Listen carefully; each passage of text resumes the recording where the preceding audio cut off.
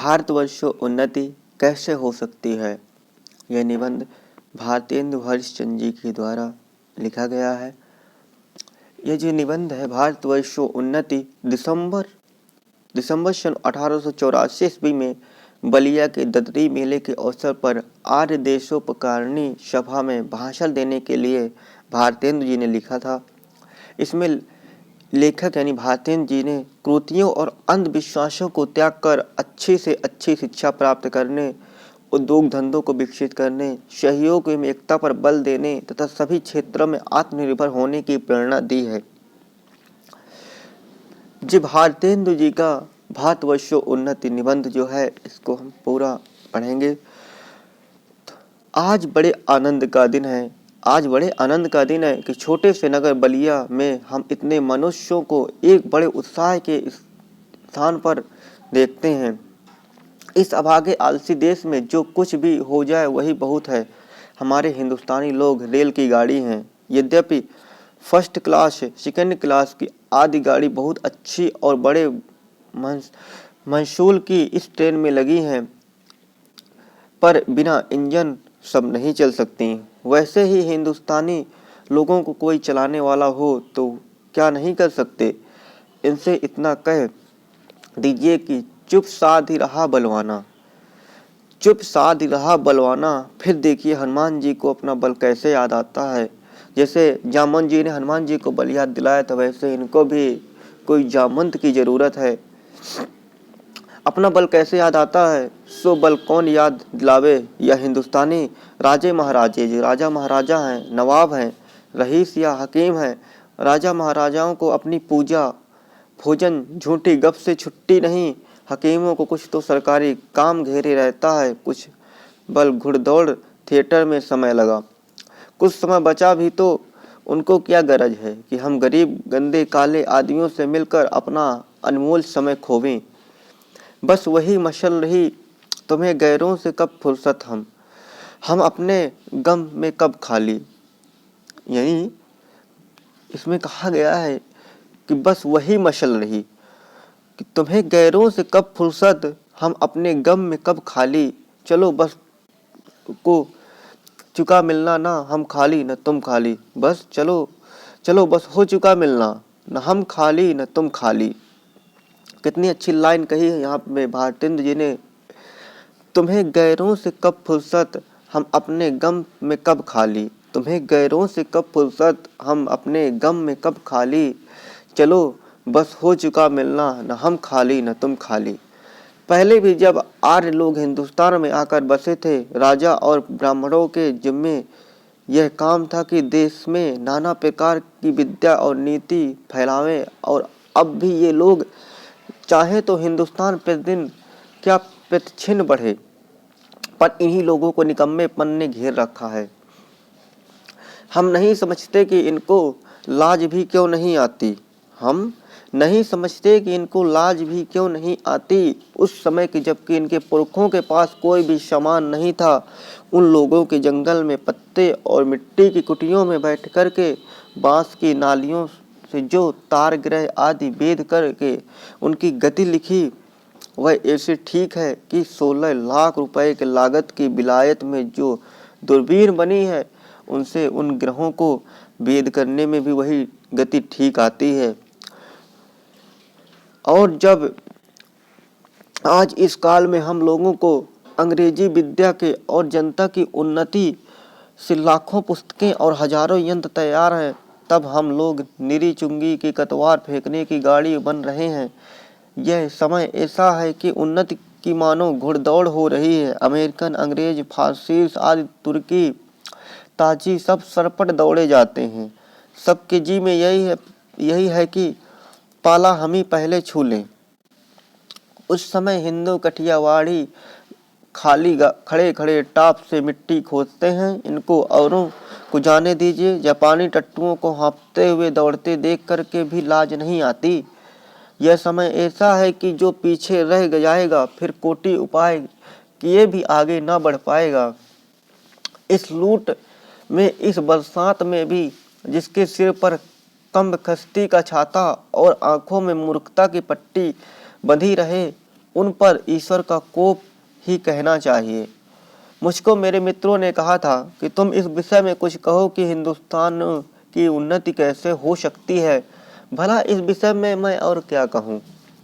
भगवान ने एक श्लोक भी लिखा है। कहते हैं कि पहले तो मनुष्य जन्म ही बड़ा दुर्लभ है। भगवान एक श्लोक के माध्यम से कहा है, पहले तो मनुष्य जन्म ही बड़ा दुर्बल है, सो मिला और उस पर गुरु की कृपा और उस पर मेरी अनुकूलता है। इस समान पाकर भी मनुष्य इस संसार के सागर को पार न जाए, उसको आत्महत्यारा कहना चाहिए। वही दशा इस समय हिंदुस्तानी की है। बहुत लोग यह कहेंगे कि हमको पेट के धंधे के मारे छुट्टी ही नहीं रहती। बाबा, हम क्या उन्नति करें, तुम्हारा पेट भरा, तुमको दून की सूझती है। यह कहना उनकी बहुत भूल है। इंग्लैंड का पेट भी कभी क्यों यूं ही खाली था। उसने एक हाथ से अपना पेट भरा, दूसरे हाथ से उन्नति के कांटों को साफ किया। क्या इंग्लैंड में किसान, खेत वाले, गाड़ी वाले, गाड़ीवान, मजदूर, कोचवान आदि नहीं है? किसी देश में भी सभी पेट भरे हुए नहीं होते, किंतु वे लोग जहाँ खेत जोते बोते वहीं उसके साथ यह भी सोचते हैं कि ऐसी कौन सी नई कल या मशाल बनावें जिससे इस खेत में आगे से दून अन्न उपजे, यानी दुगना अन्न पैदा हो। विलायत में गाड़ी कोचवान भी अखबार पढ़ते हैं। जब मालिक उतर कर किसी दोस्त या उसी समय कोचवान ने गद्दी के नीचे अखबार निकाला, यहाँ उतनी देर कोचवान हुक्का पिएगा व गप करेगा, सो गप भी निकम्मी। वहाँ के लोग गप में ही देश के प्रबंध छांटते हैं। सिद्धांत यह है कि वहाँ के लोग, यह सिद्धांत है कि एक छिन्न भी व्यर्थ ना जाए। उसके बदले यहाँ के लोग को जितना निकम्मापन हो उतना ही बड़ा अमीर समझा जाता है। आलस यहाँ इतनी बढ़ गई है कि मलुकदास ने एक दोहा ही कह डाला है। उन्होंने मलुकदास जी ने दोहा जो कहा है, अजगर करे न चाकरी, पंछी करे न काम। अजगर करे न चाकरी, पंछी करे न काम, दास मलुका कहे गए सबके दाता राम।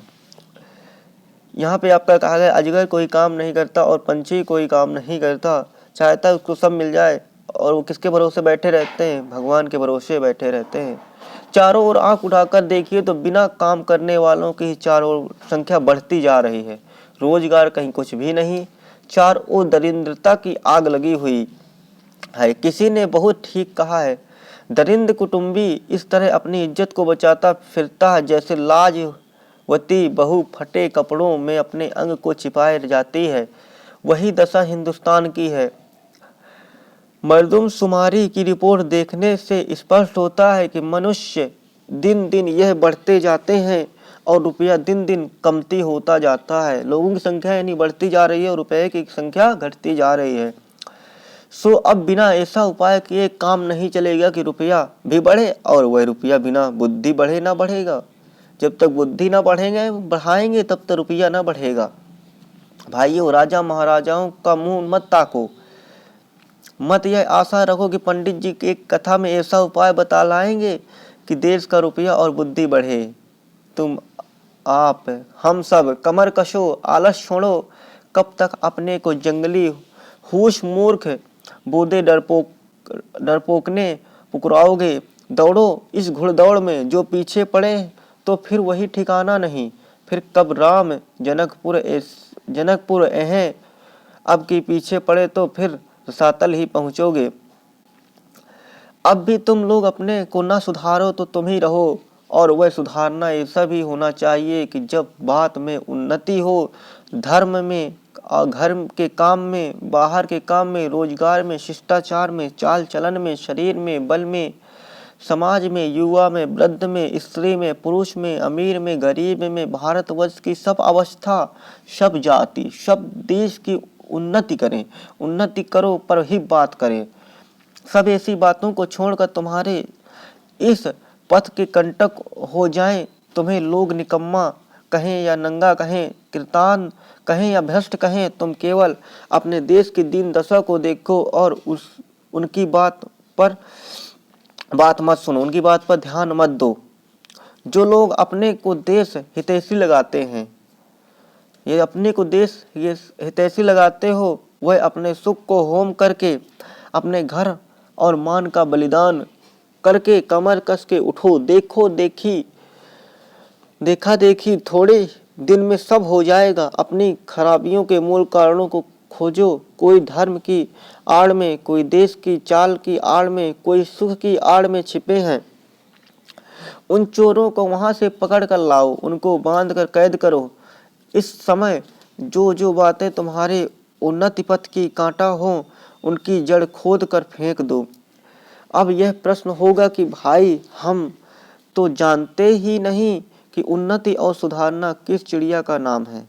अब यह प्रश्न होगा कि भाई हम तो जानते ही नहीं उन्नति और सुधारना किस चिड़िया का नाम है। किसको अच्छा समझें, क्या लें क्या छोड़ें। तो कुछ बातें जो इस शीघ्रता में मेरे ध्यान में आती हैं उनको मैं कहता हूँ, सुनो। सब उन्नतियों का मूल धर्म है। इससे सबसे पहले धर्म की ही उन्नति करनी उचित है। देखो, अंग्रेजों की धर्म नीति राजनीति परस्पर मिली है। इससे उनकी दिन दिन कैसे उन्नति है उनको जाने दो। अपने ही यहाँ देखो, तुम्हारे यहाँ धर्म की आड़ में नाना प्रकार के नीति समाज गठन वैदिक आदि भरे हुए हैं। दो या एक मिसाल सुनो।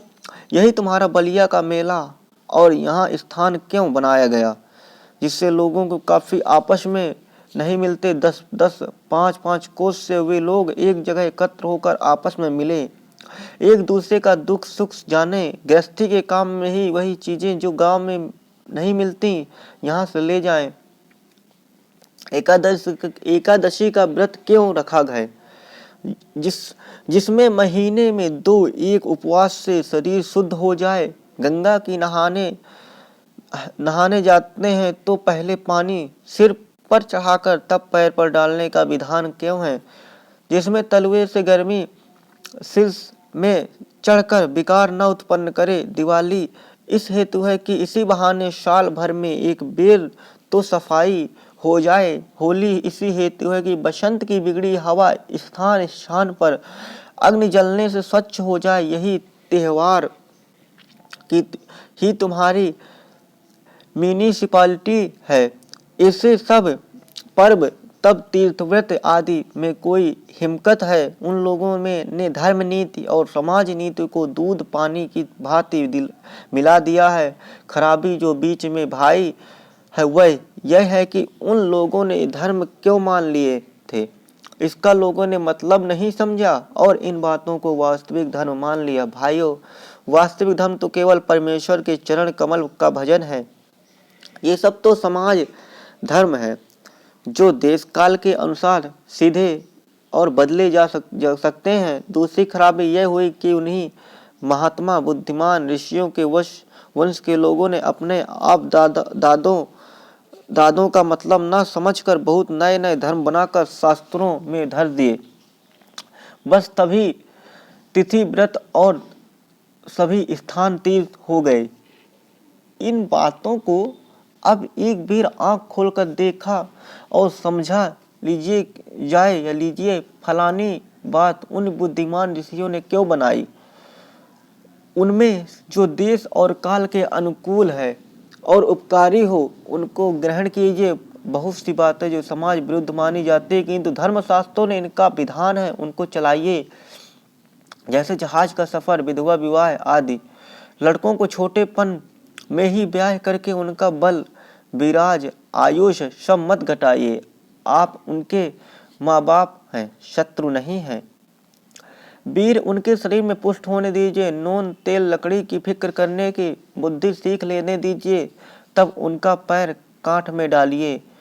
कुलीन प्रथा, बहु विवाह आदि को दूर कीजिए। लड़कियों को भी पढ़ाइए किंतु इस चाल से नहीं कि जैसे आजकल पढ़ाई जाती हैं, इससे उपकार के बदले बुराई होती है। ऐसी चाल से उनको शिक्षा दीजिए कि वह अपना देश और कुल धर्म सीखें, पति की भक्ति करें। लड़कों को सहज में शिक्षा दें। नाना प्रकार के मत के लोग आपस में बैर छोड़ दें। यह समय इन झगड़ों का नहीं है।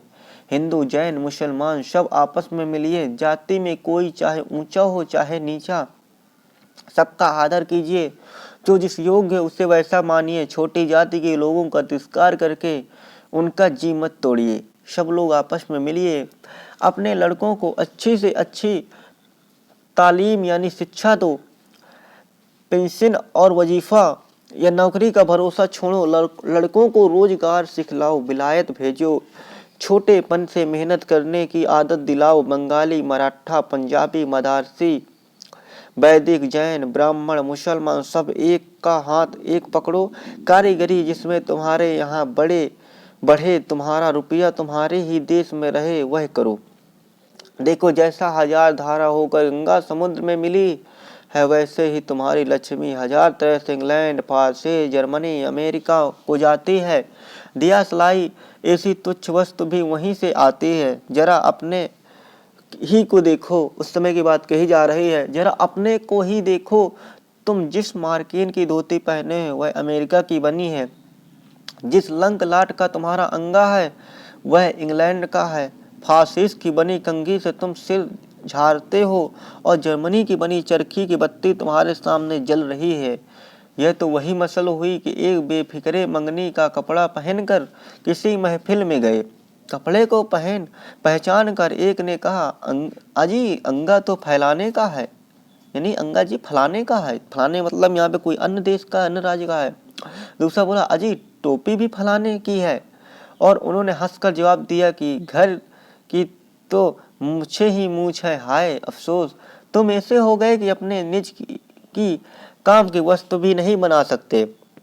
भाई अब तो नींद से चौंको, अपने देश की सब प्रकार से उन्नति करो, जिससे तुम्हारी भलाई हो। वैसे ही किताब पढ़ो, वैसे ही खेल खेलो, वैसे ही बातचीत करो।